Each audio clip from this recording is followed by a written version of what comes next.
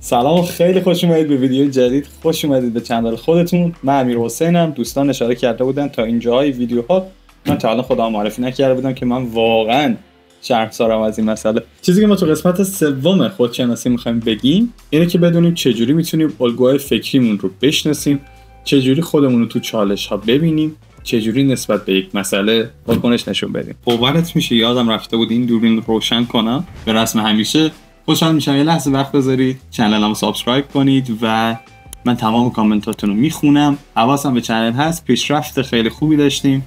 یه مدت نبودم که بهتر کسی رو بابتش مقصر ندونیم، چون که از چیزای رد شدم که شاید بعداً تو همون اپیزودی که قولش داده بودم بهتون راجع به یه اپیزود درد و دلتور بیام بشینم و اونجا صحبت کنم و یه سر دوربین هستی. اولین چیزی که توی قسمت سوم بخوایم بازش کنیم و راجعش حرف بزنیم شناخت الگوهای فکریه. الگوهای فکری یه چیزیه که مدام لوپ میشه، توی زندگیتون تکرار میشه و اگه از یه الگوی فکری پیروی میکنید بارها تو همون مسیر تصمیمات قرار میگیرید. به جرئت میتونم بگم بیشتر الگوهایی که داریم، بیشتر الگوهایی که چطوری بگم باهاش زندگی میکنیم، حتی ثانیه به ثانیه روزمره‌مون رو داریم میگذرونیم، الگوهایی که اکتسابیه و ما از بیشتر افراد دورمون که باهاشون زندگی کردیم گرفتیم. عمدتاً حرفم پدر مادرها رو هدف میگیره، پدر مادرهای خودمون، و ما بیشتر الگوی فکریمون رو، حتی الگوهای رفتاریمون رو از اونا به ارث میبریم. این ارث اینجوری نیست که توی دی ان ایتون باشه، این ارث به مرور زندگی کردن با این افراد به ما القا میشه. انواع الگوهای فکری رایج که توی زندگی داریم عمدتاً میتونم بگم بیشتر آدم‌ها دارن کمالگرایی از دوران خیلی کوچیکی، از زمانی که شما سعی میکنید شعر یاد بگیرید، یه کاری انجام بدید که برای پدر و مادر، خانواده یا قیم شما چیز جذابی باشه، شروع میکنید به تجربه کردنش و اگه به شما آگاهی درست ندن یا درست با آگاهی با شما برخورد نکنن، نتیجهش میشه یه آدمی مثل خودشون کمالگرا هیچ وقت احساس کافی بودن نمیکنه، هر پروژه‌ای رو تا بهترین لول هم پیش ببره احساس کافی بودن نمیکنه و مدام به این فکر میکنه که چجوری میتونه بهترش کنه و با این بهتر کردن به خودش یا حتی خود اون پروژه آسیب بزنه، چون نمیتونه ببینه این پروژه موفقیتش کجاست و 0 تا 10 این پروژه رو نمیتونه ببینه. ممکنه رو 100 وایسه و گهگداری پروژه‌ای که ما 10 تاشو می‌خوایم 100 تاش برامون خیلی زیاده و تعریف مثبتی نمی‌کنیم ازش و شخص دچار سرخوردگی میشه. کمالگرایی توضیحی که من عمدتاً راجبش میدم، بیشتر بگم راجب اینه که فرد آدم کم جرأتی بار میاد، چون کمالگرایی رو انتخاب میکنه و به مرور این الگو هی مدام تکرار میشه. در نهایت میرسیم به این که فرد یک سری از ناتوانی‌هاش رو پشت کمالگرایی قایم میکنه. یعنی میخواد بگه یه چیزی رو میخوام تولید کنم، یه محتوایی میخوام تولید کنم، یه چیزی رو میخوام بسازم، مدام به خاطر اینکه جرأت انجام اون کار نداره پشت کمالگرایی قایم میشه و میگه نه اون پروژه خوب نشد، نه یه چیزش کجه، نه یه طوریه که من الان نمیتونم این رو برای مثال آپلود کنم. ولی واقعیت اینه که شما جرأت انجام اون کار رو ندارید. فکر میکنید اگه اون کار رو انجام بدید بازخورده ممکنه اذیتتون بکنه و ممکنه اون طوری که میخواید دیده نشه. ولی مهم نیست، برد اون کسی میکنه که اون کار رو انجام داده. بارها من تو ویدیوهای قبلی هم گفتم که وقتی یه نفر یه کاری انجام میده ما راجبش صحبت میکنیم، چه خوب چه بد، چه خودش درس میگیره چه خودش به موفقیت میرسه. ولی کسی اگر کاری انجام نده من صحبتی راجبش ندارم بکنم.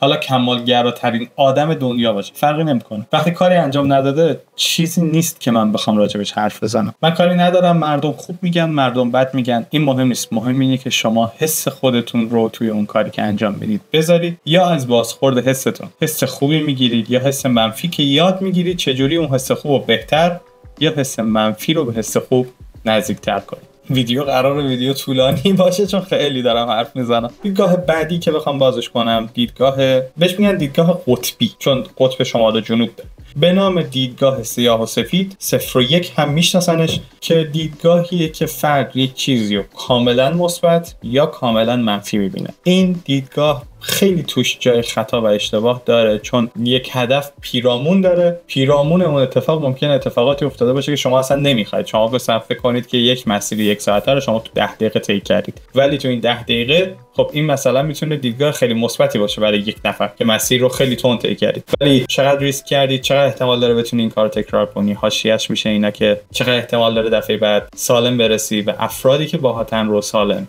برسونی. دیدگاه 0 خیلی توش جایگاه خطا زیاده. من مثال‌های خیلی سطحی میذارم که ما خودمون بتونیم متوجه شیم، چون مثال کتابی بخوام بیام بزنم نیاز به استاد و فلان و اینا هست که اصلا نمیخوام وارد اون بحث بشم که دانشگاه جای دیگه است، اینجا من فقط نشستم با دوستان دارم حرف میزنم. انقدر حاشیه ممکنه دور اون انتخاب قطبی زیاد باشه که اصلا نمیدونید واقعا اون کار درسته یا نه. ولی خب افرادی هستن که اصلا این چیزا رو در نظر نمیگیرن، با دیدگاه قطبی زندگی میکنن و فکر میکنن که اون کار 100% درسته یا اون کار 100% اشتباه. یه مثال میخوام بزنم. داروهایی داریم که نمیخوام الان راجع به خودمون داروها صحبت کنم چون ممکنه افراد رو، ذهن آدم‌ها رو به هم بریزن، ولی داروهای پزشکی وجود داره که ساید افکتشون انسان‌ها رو درمان میکنه. یعنی دارو برای چیز دیگه ای طراحی شده، دارو اصلا یک جور سم محسوب میشه، ولی اون سم چون ساید افکتش، اثر جانبیش باعث درمان یک بیماری میشه، ما ازش استفاده میکنیم. دیدگاه قطبی این نیست که فکر کنید اون یه سمه، حتی اون سم هم دیدگاه مثبتی میتونه داشته باشه. دیدگاه‌های دیگه‌ای داریم مثل دیدگاه‌های ذهنیت منفی که مغز شخص تمام داده هایی که بهش میده رو فیلتر میکنه و فقط داده های منفی رو میبینه. این میشه مثال بارز آدم هایی که وقتی باهاشون راجع به چیزی صحبت میکنی، بازخوردشون به شما بدترین اتفاقاتیه که ممکنه توی اون جریانی که دارین راجع به صحبت میکنین اتفاق بیفته. حالا جریان چه قراره؟ اون افراد میتونن جاهای خیلی خاصی به درد بخورن از زندگی، جاهایی که وقتی شتابان دارید یه کاری رو انجام میدید، اون شخص ذهنیت شما رو یه مقداری هم به سمت جبهه خطرناک و منفیش میبرد. من به شخص تو زندگی با این آدم‌ها خیلی حرفی برای گفتن ندارم، با اینکه میتونم بگم آدم‌های نزدیک به خودم توی زندگیم از این دیدگاه بهره میبرن یا شاید بگم رنج میکشن، ولی خب نه که ما بخوایم ازشون دور شیم فرار کنیم، بحث‌ها رو باهاشون مطرح نمی‌کنیم. میدونید که خیلی از آدم‌ها رو ما نمیتونیم ازشون فاصله بگیریم بنا به دلایلی که هممون میدونیم، ولی خب میتونیم یه سری بحث‌ها رو باهاشون مطرح نکنیم. دیدگاه آخری که بخوام راجبش حرف بزنم، این البته یه سری دیدگاه‌هایی که گلچین کردم راجبش صحبت کنم. دیدگاه شاخ و برگ دادن. یک شخص به یک اتفاق خوب یا یک اتفاق بد بیش از حد شاخ و برگ و متاسفانه خودش هم باورش میشه. از ممکنه از طرف یه اتفاق خوبی افتاده باشه، یه اتفاق خوب کوچیک مثل کمک کردن به هم نوع و بیای با طوری انعکاسش بدی و بازگوش کنی که ما امروز تو رسانه زیاد میبینیم که فکر کنی کار خیلی بزرگی کردی، ولی کمک به هم نوع کوچکترین کاریه که ما میتونیم انجام بدیم. اینا الگوهای فکری رایجی بود که من میتونستم راجبش به صورت گلچین، نه خیلی گسترده، چون گستردگیش انقدر زیاده که دیدگاه‌های وجود داره که اصلا نیازی نیست آدم بدونه، چون 1% آدم‌ها ازش بهره میبرن. ولی کاری که می‌خوایم بکنیم اینه که اینا دیدگاه‌هایی بود که من جدا کردم، خواستم راجبش حرف بزنم که بگم الگوی فکری رایج افرادی که دور بر ما هستن از اینا بهره میبره. خودش میتونه به تنهایی خیلی جلوی اتفاقات خوب رو بگیره، جلوی پیشرفت رو بگیره، جلوی باز کردن چشمتون به محیط اطرافتون رو بگیره، تو دیدن نکات مثبت توی اتفاقات منفی یا نکات منفی تو اتفاقات مثبت وایسه. وقتی میخواید به اون مسئله نگاه کنید، بهترین دیدگاه ها رو کنار بذارید، به قول دوستان دوست داشتنی دوگم نباشید و سعی کنید که مسیر درست رو پیش برید. دوباره دوربین دست دادیم. تمام الگوهایی که راجعش صحبت کردم همون اولم گفتم، اکتسابی الگوها رو ما به ارث میبریم با زندگی کردن با افرادی که باهاشون بزرگ شدیم و چقدر اون افراد تا چه عمقی میتونن به افکار و احساسات ما دسترسی داشته باشن که چقدر میتونه خوشایند و در بیشتر اوقات چقدر میتونه دردناک باشه. عمدتاً ما تو کودکی با افرادی که زندگی میکنیم، حالا آدم‌های مختلف و افراد مختلف ممکن زندگی کرده باشن، با خانواده زندگی کرده باشن، با دایه زندگی کرده باشن، جاهای مختلف زندگی کرده باشن، بیشتر چیزها رو ما تو همون بچگی ازشون به ارث میبریم. مثلا اگه یه بچه‌ای عادت داشته باشه، عادت کرده باشه دیگه به اینکه تو کودکی بخوان سرزنشش کنن و اذیتش کنن و بهش احساس ناکافی بودن بدن، اون فرد وقتی بزرگ میشه و دیگه به یه دورانی میرسه که خودش از پس پس اتفاقات خودش برمیاد، میرسه به جایی که یک آدم بدون اعتماد به نفس میرسه به جامعه و آدم بدون اعتماد به نفس بین آدم‌هایی که توی جامعه هستن میتونن خیلی آدم‌های آسیب‌پذیری باشن، آدم‌های ساده، خوش‌قلب ولی آسیب‌پذیر. یا یکی از چیزهای دیگه که تو خانواده من بسیار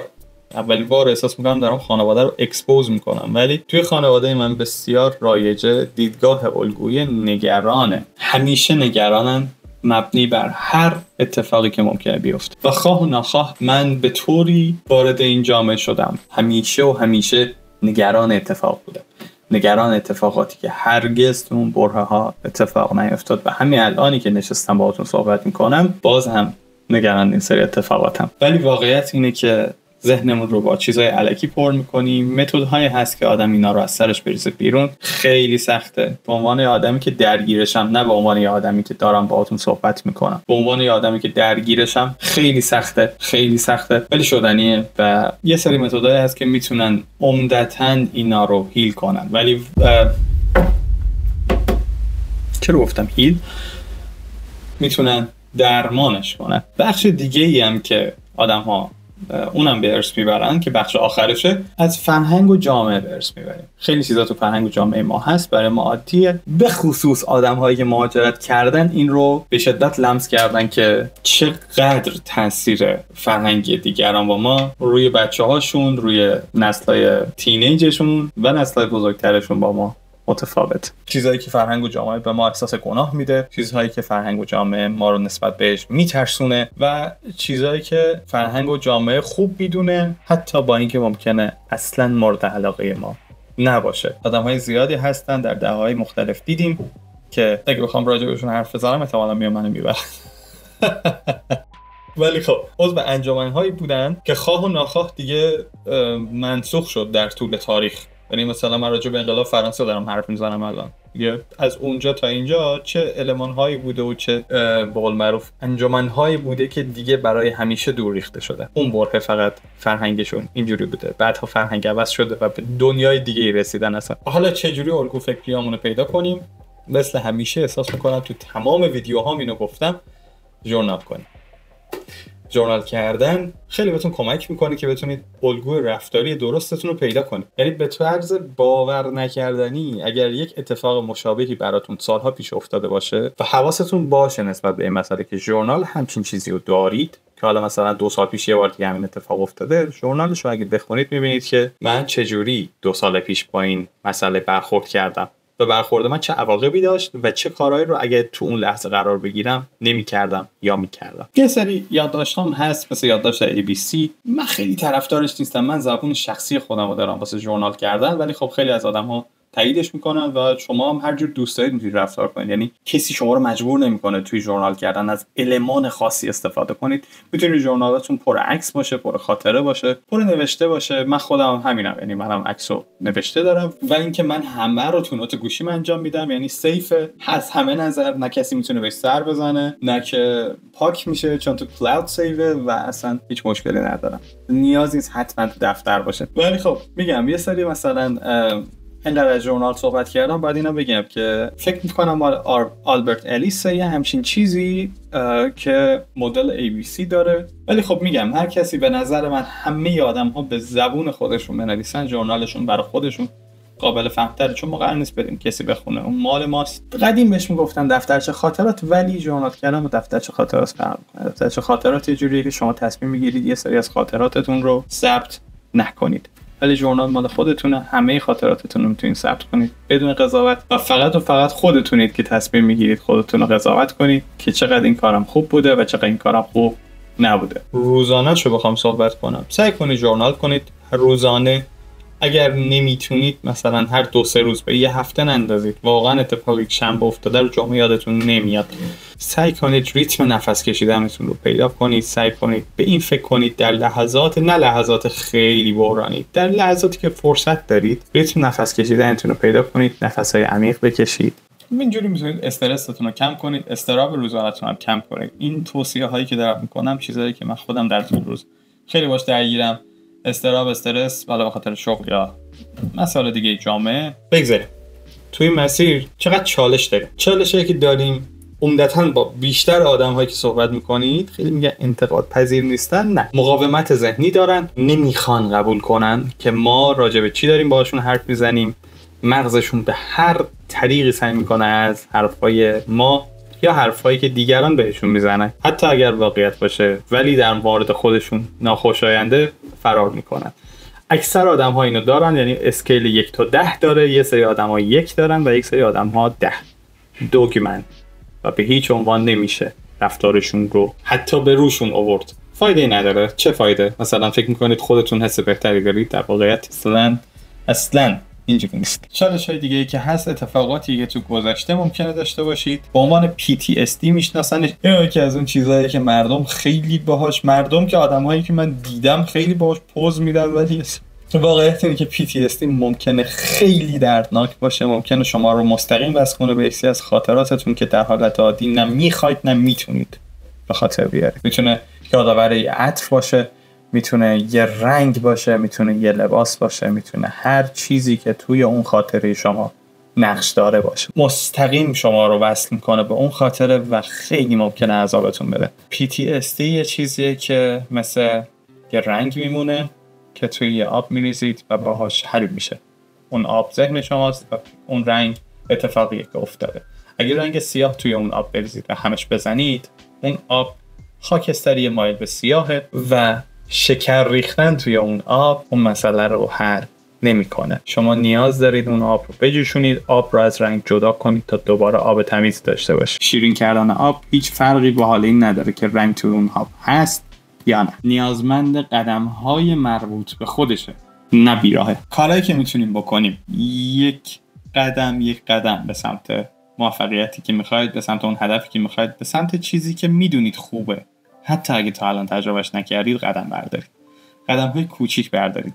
شما نمیتونید یهو به هدفتون برسید. شما پله پله باید به اونجا برسید و هیچ ترسی نداشته باشید از اینکه قرار طول بکشه. پله پله قراره به اونجا برسیم، چون قدم‌های یک دفعه‌ای که بخواید بردارید و بگید من دارم خودم رو آماده میکنم که یک راه 100 ساله رو یک شب برم، باز میرید و پشت همون کمالگراییتون قایم میشه. توی قدماتون کمک بگیرید، هیچ مشکلی نیست. اصلا هم نیاز نیست کسی بدونه. با خودتون مهربون باشین. این مسیرمون مسابقه نیست، هر کی داره مسیر خودشو میره و باور کنید از مسیرهای متفاوتی داریم میگذریم و احترام قائل باشید برای خودتون، چون هیچ کسی مثل شما نمیتونست به خوبی تا اینجایی که این راه اومدید با شما ادامه بده که خودتون دادید. من صحبتم تموم شد اینجا.